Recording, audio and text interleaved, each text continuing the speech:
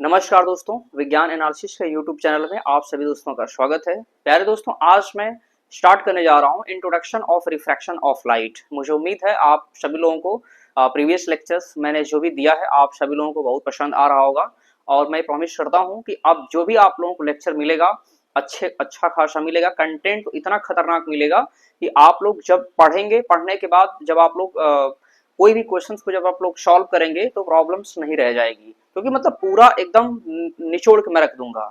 जैसे लोग सरसों के तेल से खली निकालते हैं, बट मैं सरसों के खली से तेल निकालने का काम कर रहा हूं। तो आप लोगों से मेरा रिक्वेस्ट है कि पूरे एनर्जेटिक के साथ, पूरी ऊर्जा के साथ, पूरी शक्ति के साथ अपनी जान को पढ़ाई में लगा देना है, अपनी पॉजिटिव एनर्जी में लगा देना है।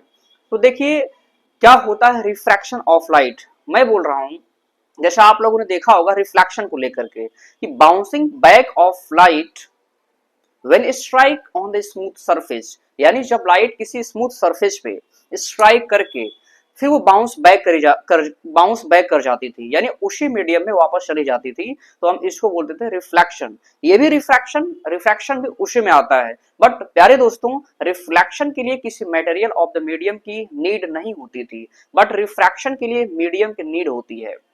इसमें एक खास बात यह है, तो इसको कैसे डिफाइन करेंगे, इसको कैसे जानेंगे।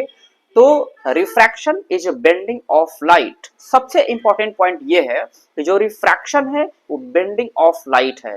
तो number one point, refraction is a bending of light when it enters obliquely from one transparent medium to another, यानी जब लाइट रेज किसी एक ट्रांसपेरेंट मीडियम से किसी दूसरे ट्रांसपेरेंट मीडियम में ऑब्लिकली जाती है तो ऑब्लिकली बेंड हो जाती है। यानी लाइट का किसी एक माध्यम से दूसरे माध्यम में जाना, तो वो जैसे air rarer medium to denser medium, जैसे रेरर मीडियम को हम एग्जांपल के रेरर मीडियम और डेंसर मीडियम को मैं थोड़ा डिटेल डिस्कस कर दे रहा हूं क्विज रिवीजन का टाइप पे। देखिए रेरर मीडियम को एग्जांपल्स के तौर पे मैं आपको एयर एग्जांपल दे रहा हूं। एयर यानी हवा, यानी speed of the medium in which speed of light is maximum. जिस माध्यम में लाइट की स्पीड यानी प्रकाश की जो चाल है ज्यादा होगी उसे हम बोलते हैं rarer medium. The medium in which speed of light is minimum, it is known as denser medium. जैसे प्यारे दोस्तों कांच है यानी ग्लास है, तो मैंने बताया कि जो रेरर मीडियम है उसका कंपेयर जो है आप एयर से कर दीजिए यानी हवा से कर दीजिए, बट जो डेंसर मीडियम है यानी ग्लास, उसका कंपेयर जो है आप जो है डेंसर मीडियम यानी ग्लास को आप डेंसर मीडियम मान लीजिए। तो डेंसर मीडियम में लाइट की स्पीड मिनिमम होती है और रेरर मीडियम में लाइट की स्पीड मैक्सिमम होती है। तो जब लाइट रेज यानी जब प्रकाश किरणें एयर से ग्लास की तरफ जाती हैं प्यारे दोस्तों, तो इसमें लॉज ऑफ रिफ्रैक्शन होता है। जैसे हम लॉज ऑफ रिफ्लेक्शन में हमने पढ़ा था, टू लॉज को पढ़ा था, light rays, the incident rays, reflected rays, if reflected rays and normal all lie in the same plane. As it is refraction में भी होता है। रिफ्रैक्शन होने के लिए मैंने बताया कि जो सबसे खास बात यह है रिफ्रैक्शन के लिए कि उसको मीडियम की आवश्यकता होगी। रिफ्रैक्शन के लिए मीडियम नहीं है तो लाइट रिफ्रैक्ट नहीं करेगी, क्योंकि रिफ्रैक्शन के लिए मीडियम की ही आवश्यकता है। मैंने बताया कि रेरर मीडियम और डेंसर मीडियम, यानी लाइट रेज इंटर्स करती है rarer medium to denser medium और denser medium to rarer medium, यानी विरल माध्यम से सघन माध्यम और सघन माध्यम से विरल माध्यम। तो मैं एग्जांपल्स के तौर पे मैंने आपको समझा दे रहा हूं कि होता क्या है। जैसे प्यारे दोस्तों आप लोग देख सकते हैं, सबसे पहले एक डिफिनेशन यानी रिफ्रैक्शन को समझने के लिए आप लोग डायग्राम का थोड़ा हेल्प ले सकते हैं। जैसे प्यारे दोस्तों आप देख सकते हैं, प्यारे दोस्तों जैसे ये आपका ग्लास है, मैं एग्जांपल्स के तौर पे समझा रहा हूं। फॉर एग्जांपल एक ग्लास है, इसका हम नाम दे दे रहे हैं ग्लास। तो ये पूरा जो है ग्लास है, यानी इसमें लाइट की जो स्पीड है वो मिनिमम होगी। मैंने बताया था कि डेंसर मीडियम ग्लास जो है डेंसर मीडियम होता है, यानी इस मीडियम में लाइट की स्पीड क्या होती है, मिनिमम होती है। और मैं इसके जो सराउंडिंग एटमॉस्फेयर यानी ग्लास रखा हुआ है, ग्लास के चारों तरफ मान लीजिए आपका रेरर मीडियम है, यानी मान लीजिए रेरर मीडियम को एग्जांपल के तौर पे मैं एयर बोल दे रहा हूं। तो ये जो ग्लास है, ग्लास आपका डेंसर मीडियम है, और जो एयर है ग्लास की जो सराउंडिंग एटमॉस्फेयर चारों तरफ आपका जो है रेयर मीडियम है। और मैंने यही बताया कि जिस मीडियम में लाइट की स्पीड क्या हो, मैक्सिमम हो, वो रेयर मीडियम यानी एयर में लाइट की स्पीड मैक्सिमम होगी, और फिर जो ग्लास है इसमें लाइट की स्पीड मिनिमम होती है। तो ये आपका जो है डेंसर मीडियम हो जाएगा। तो मान लीजिए लाइट जो है आपका एयर से, यानी एयर से जो है डेंसर में एंटर कर रही है। तो कहने का मतलब एयर जो है एक मीडियम है, और फिर वो जा कहां पे रही है, ग्लास की तरफ। तो एयर यानी रेयर मीडियम है, ग्लास माने डेंसर मीडियम है। तो लाइट जब जो है, तो लाइट मान लीजिए आपका ऐसे कुछ ऐसे आ रही है, ऐसे आ रही है, यानी एयर से आ रही है, रेयर मीडियम से आपका ग्लास की तरफ यानी डेंसर मीडियम की तरफ आ रही है। तो ग्लास की तरफ जैसे ही प्यारे दोस्तों आएगी लाइट रेज, तो ग्लास की तरफ जैसे आएगी तो ये बेंड हो जाएगी। बेंड का मतलब कि ग्लास के ही तरफ ये मुड़ जाती है। जैसे ही कुछ मामला इस तरीके का हो जाता है, एक मामला कुछ इस तरीके का हो जाता है, मामला कुछ इस तरीके का हो जाता है। तो आपने देखा कि ये है आपका रेयर मीडियम, और इसके ये सराउंडिंग एटमॉस्फेयर पूरा रेयर मीडियम है, और ये आपका ग्लास है, तो ग्लास आपका डेंसर मीडियम है। तो जब लाइट रेयर मीडियम से डेंसर मीडियम में जैसे एंटर करी, तो वो क्या हो गई, ऑब्लिकली बेंड हो गई, यानी ग्लास के ही तरफ लाइट रेज झुक गई, यानी मुड़ गई। तो प्यारे दोस्तों जो लाइट रेज आती है उसको हम बोलते हैं इंसिडेंट रेज, और जब इस पॉइंट से जिस पॉइंट पे रिफ्रैक्ट होती है उसको हम बोलते हैं पॉइंट ऑफ इंसिडेंट, और फिर इसके बाद चली जा रही है। तो हमने ये देखा कि जब रेयर मीडियम से डेंसर मीडियम की तरफ जा रही है तो ये ऑप्टिकली बेंड हो जा रही है, ऑब्लिकली बेंड हो जा रही है। तो ये आपका इंसिडेंट रे और ये रिफ्रैक्टेड रे। तो प्यारे दोस्तों ये है बीच में आपका नॉर्मल, ये है आपका नॉर्मल। नॉर्मल का मतलब परपेंडिकुलर यानी 90 डिग्री। तो ये आपका है इंसिडेंट इंसिडेंट रे, और ये आपका रिफ्रैक्टेड रे। तो मेरे कहने का मतलब ये कि जब light rays air to glass गई तो ये ऑप्टिकली क्या हो गई, बेंड हो गई, झुक गई। बट जब ग्लास से अब इसको एयर की तरफ जाना है, यानी ग्लास से एयर की तरफ जाएगी, यानी denser medium to rare medium जाएगी, तो क्या होगा, तो प्यारे दोस्तों मामला कुछ इस तरीके का होगा। तो ये मामला कुछ इस तरीके का हो जाएगा। यानी यहाँ पे जो नॉर्मल बनेगा प्यारे दोस्तों, ये आपका है इंसिडेंट रेज और ये है आपका रिफ्रैक्टेड रे। तो ध्यान से सुनिए मेरी बात को। तो यदि आप यहां से देखेंगे इंसिडेंट रे और रिफ्रैक्टेड रे, फिर मतलब यहाँ पे जो इंसिडेंट रे रिफ्रैक्टेड रे हो गई, तो जब denser medium to rare medium में गई, यानी ग्लास से जब एयर में गई, जब कांच से जब हवा में लाइट रेज आई, यानी प्रकाश की किरणें जब हवा से सॉरी जब कांच से जब हवा में गई, तो ये जो नॉर्मल है, नॉर्मल से देखिए अवे जा रही है, दूर चली जा रही है। बट यहाँ पे क्या है कि जब एयर से ग्लास में जा रही है तो झुक जा रही है ग्लास की तरफ, लेकिन ग्लास से जब हवा में जा रही है तो उससे दूर चली जा रही है, नॉर्मल है। तो हम पॉइंट को लिखेंगे कि जब लाइट रेज हवा से पानी में या फिर हवा से कांच की तरफ जाती है तो नॉर्मल की तरफ झुक जाती है। देखिए ये झुक गई नॉर्मल की तरफ, लेकिन जब वो ग्लास से, पूरा जो ग्लास है, ग्लास से जब हवा में गई तो ये जो नॉर्मल है देखिए इससे दूर चली गई। तो इसीलिए मैंने प्यारे दोस्तों बोला कि refraction is bending of light when it enters obliquely from one medium to from one transparent medium to another transparent medium। तो आप लोग लिख सकते हैं refraction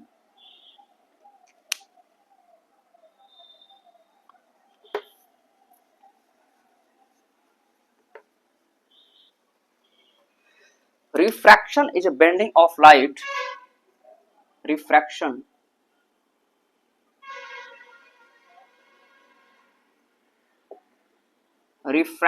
is bending of light, refraction is bending of light, bending of light।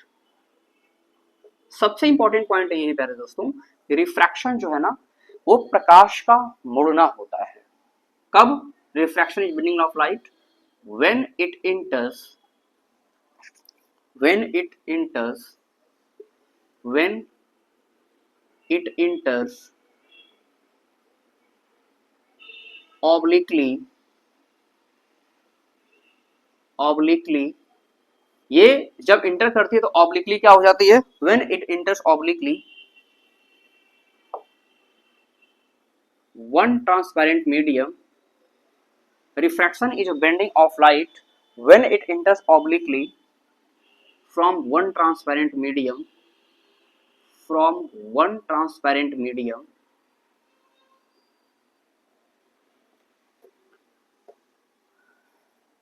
one transparent medium to another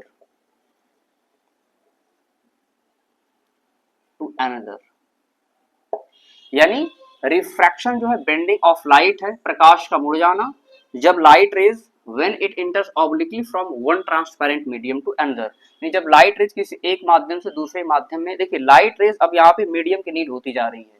इसके बाद दूसरा आप लोग क्या लिख सकते हैं, अब देखना यह है कि जब light rays rarer medium to denser medium जा रही है तो उसकी स्पीड क्या है, यानी लाइट की रेरर मीडियम में यानी वैक्यूम में लाइट की क्या स्पीड है। तो the speed of light is maximum, the speed of light is maximum in vacuum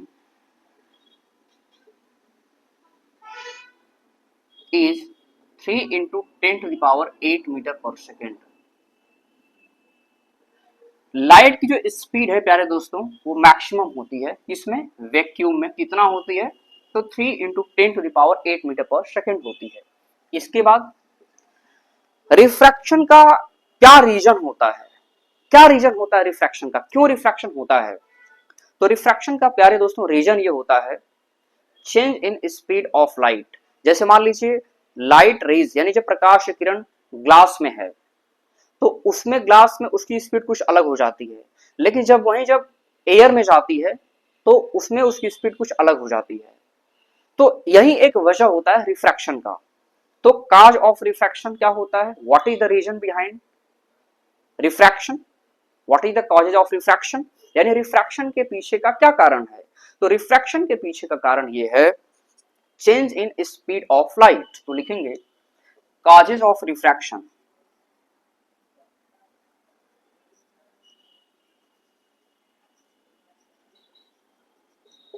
cause of refraction क्या है, cause of refraction क्या होगा, इसमें आप लोग इंपॉर्टेंट पॉइंट बना के लिख सकते हैं change in speed of light, change in speed of light, यानी जब लाइट की स्पीड में जब चेंज आता है प्यारे दोस्तों तो ये काज ऑफ रिफ्रैक्शन होता है, रिफ्रैक्शन का कारण होता है, अपवर्तन का कारण होता है। क्यों, क्योंकि देखिए ग्लास में जो लाइट की स्पीड होती है ना, लाइट की स्पीड जो ग्लास में होती है वो 2 into 10 to the power 8 metre पर सेकेंड होती है इन ग्लास में। लेकिन प्यारे दोस्तों वही वैक्यूम में मैंने ऊपर लिखा है कितना होती है, 3 into 10 to the power 8 metre पर सेकेंड होती है इन वैक्यूम में। तो ये पॉइंट इंपॉर्टेंट है। तो आप लोग देख सकते हैं ये पॉइंट सबको समझ में आ गया होगा।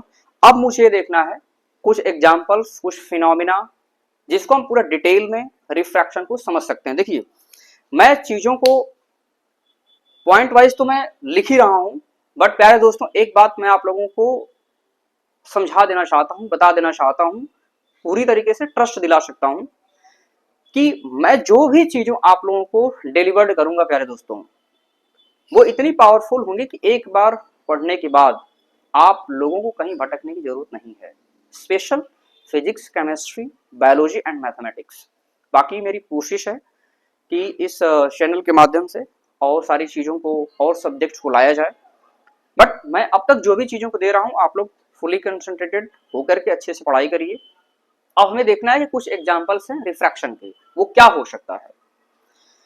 तो मैं आप लोगों को इजी लैंग्वेज में पहले समझाने की कोशिश करता हूँ। जैसे आप लोग देखे होंगे bottom of swimming pool appears higher, यानी जो स्विमिंग पूल का जो बॉटम होता है, स्विमिंग पूल का जो तल होता है, नीचे का जो भाग होता है वो अपीयर्स हायर, वो आपको ऊंचा दिखाई देता है, बड़ा दिखाई देता है। व्हाट इज द रीजन, क्या कारण होता है। तो प्यारे दोस्तों उसका रीजन ये होता है काज ऑफ रिफ्रैक्शन, यानी रिफ्रैक्शन की वजह से जो स्विमिंग पूल का जो बॉटम होता है, स्विमिंग पूल का जो तल होता है वो आपको ऊंचा नजर आता है, बड़ा हुआ दिखता नजर आता है। अच्छा इसको डिटेल में समझेंगे तो क्या होगा, बात यह है कि जब लाइट रेज, भाई वहां पे स्विमिंग पूल है, तो सबसे पहले जब लाइट रेज आएगी तो स्विमिंग पूल के वाटर पे पड़ेगी, वाटर के बाद फिर एयर में जाएगी।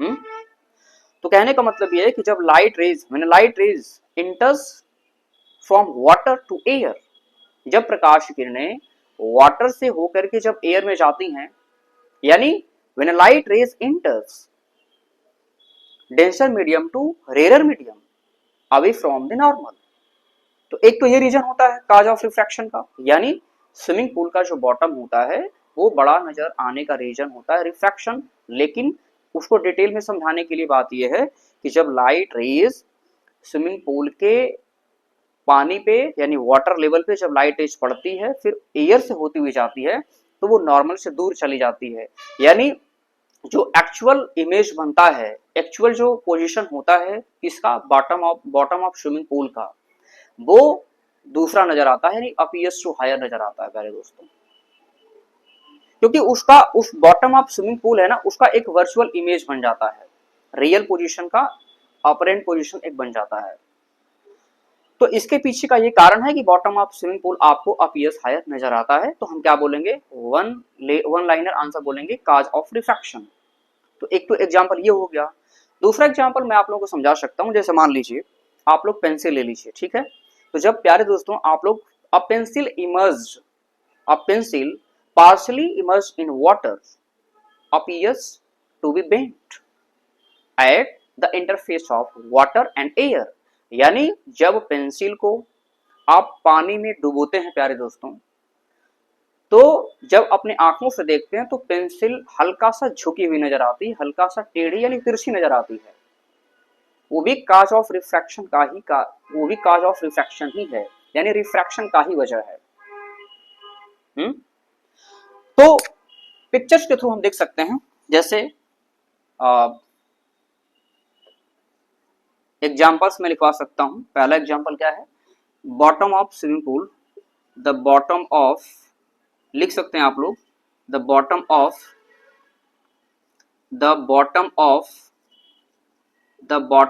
Swimming pool, the bottom of swimming pool appears higher,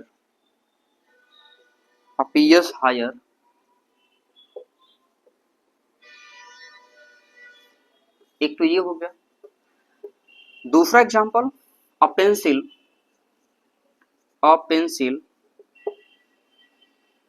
partially immersed in water, partially immersed in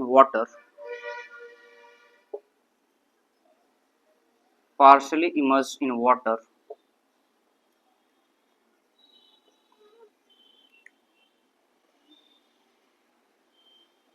appear to bent, वो बेंट यानी तिरछी नजर आती है, कहां पे, eight the interface of water and air, यानी पानी के लेवल पे, यानी पानी की सतह पे वो तिरछी नजर आती है, झुकी हुई नजर आती है। उसका रीजन क्या है प्यारे दोस्तों, काज ऑफ रिफ्रैक्शन, उसका ये रिफ्रैक्शन का एग्जांपल है। Eight the interface of water and air, eight the interface of water and air, ये आप लोगों को समझने की जरूरत है। इसके बाद तीसरा एग्जांपल क्या हो सकता है, मैं इसको पिक्चर्स के थ्रू समझा सकता हूं, जैसे ये पॉइंट्स है,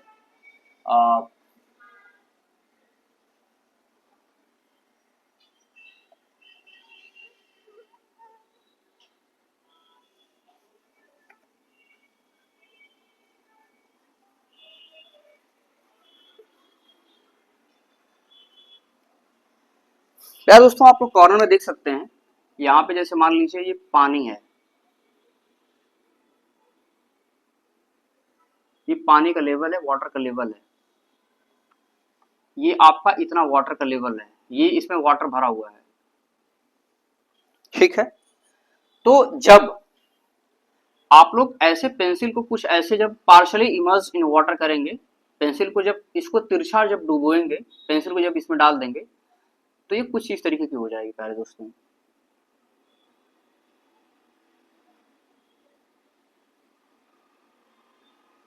ये कुछ इस तरीके की हो जाएगी। ये जो है पेंसिल का रियल पोजीशन है। जब आप पानी में डालते हैं तो पेंसिल कुछ इस तरीके की नजर आती है, रियल पोजीशन। ये इसका रियल पोजीशन है। बट जब आप अपनी आंखों से यहां से देखते हैं तो ये हल्की सी कुछ ऐसे नजर आती है।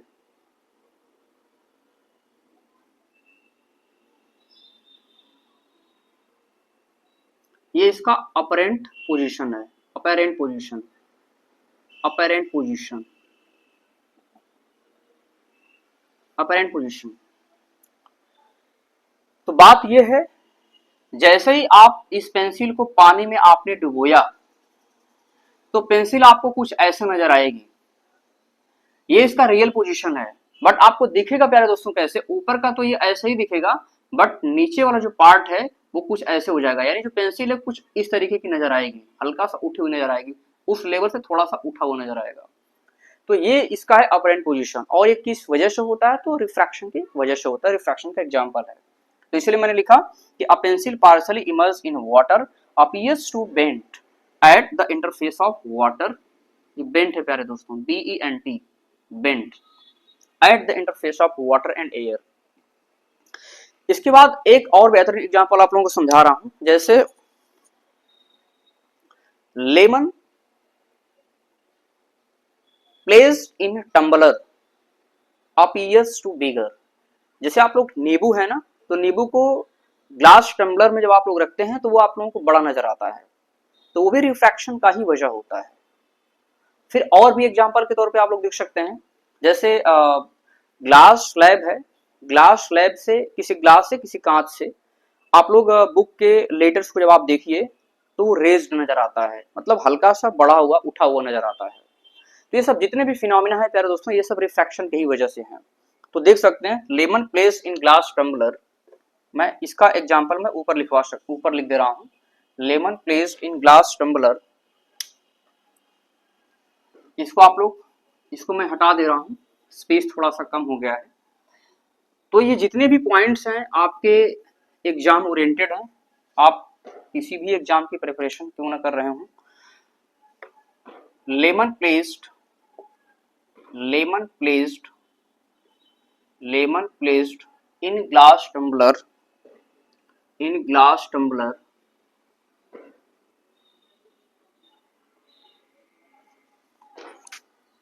क्या नजर आएगा।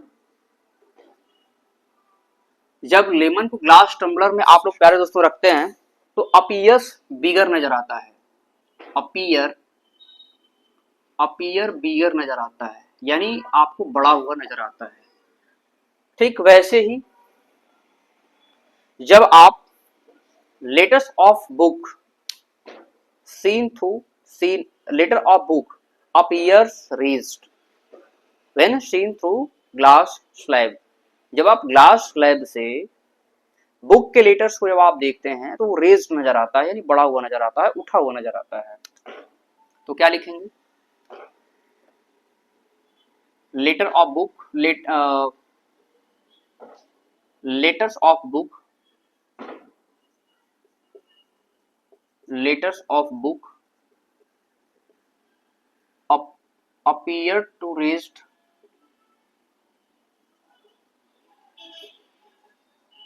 when seen through glass prism, glass slab, when seen through glass prism, glass slab, glass slab। जब लेटर्स, बुक के लेटर्स को आप ग्लास स्लैब से जब आप देखते हैं तो कैसा नजर आता है, अपीयर्स टू रेज नजर आता है, यानी उठा हुआ नजर आता है, बढ़ा हुआ नजर आता है। तो प्यारे दोस्तों आज का लेक्चर कैसा लगा मुझे कमेंट बॉक्स में लिख करके सुझाव दीजिए, और सेशन को लाइक करिए, शेयर करिए, सब्सक्राइब करिए। और मैं आशा करता हूं कि आप लोगों को पूरा लेक्चर समझ में आ भी रहा होगा। Thanks to all.